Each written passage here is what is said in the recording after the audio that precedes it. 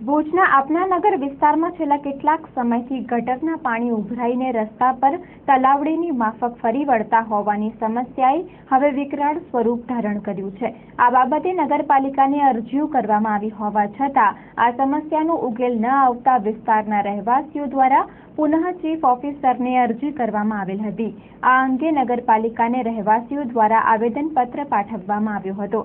આપનાનગર 1 મામદવાડી સેજવાલ માતામ વિસ્તારની મુખ્ય ગટર લાઇન ઉભરાવવાની સમસ્યાને લીધે લોકોને ભોગવવી પડતી મુશ્કેલીની જાણ કરવામાં આવ્યા હોવા છતાં પણ નગરપાલિકા દ્વારા સમસ્યા ઉકેલાઈ નથી તેવો રોષ અહીંના રહેવાસીઓમાં ઊભો થયો હતો। આ વિસ્તારના લોકોએ ગટરના ગંદા પાણીને કારણે આસપાસ દુર્ગંધ પ્રસરતા રહેવું મુશ્કેલ બન્યું છે। ઉપરાંત ઉપદ્રવી મચ્છરોનો ત્રાસ પણ વધ્યો છે। રસ્તા પર જ ગટરના ગંદા પાણી વહી છે ત્યારે વટેમાર્ગુઓને ખૂબ જ તકલીફો ભોગવવી પડે છે।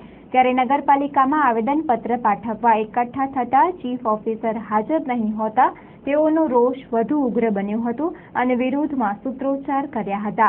અહીંના રહેવાસીઓએ જણાવ્યું હતું કે આ પ્રશ્નનો તાત્કાલિક ઉકેલ કરવામાં નહીં આવે તો આગામી ચૂંટણીનો તેઓ બહિષ્કાર કરશે। તેઓએ ચંચળ ન્યૂઝ સાથે વાત કરી હતી। હું યાસીન શાહ એમ સૈયદ, રિટાયર એસટી કર્મચારી, રહેવાસી સેજવારા માતામ, મહમદભાઈ બકાલીની વાડી। આ અમારી સમસ્યા ગટર આજ મહિના દિવસ ત્યાં ઉભરાય છે, સફાઈ થતી નથી, કચરો વાળવાવાળા આવતા નથી, લાઇટ અને પાણીની પણ તકલીફ છે, રોડ લાઇટો બંધ છે। અમે સવારના નમાઝ પડવા જઈએ છીએ, ગટરનો પાણી ઉભરાય છે। વૃદ્ધ અમારા જે બીજા ફળિયામાં અમારા બુઝુર્ગો છે એ પણ કપડાં અમારા અપવિત્ર થઈ જાય છે, નમાઝ થતી નથી અને પગને અમારા ભરાઈ જાય છે, કપડાં ભરાઈ જાય છે।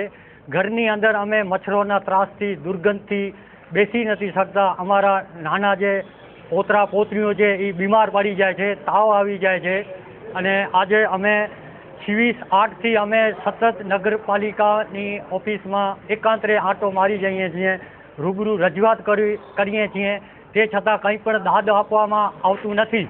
અને અગાઉ પણ જ્યારે આ કચરા વાળવાવાળા અને બાયું અને ટ્રેક્ટરવાળા આવે છે અમે એને કહીએ છીએ કે અમારે ત્યાં મહમદભાઈ બકાલીની વાડીમાં આવો, તમે સફાઈ કરી જાઓ, તો અમને રફ જવાબ આપવામાં આવે છે।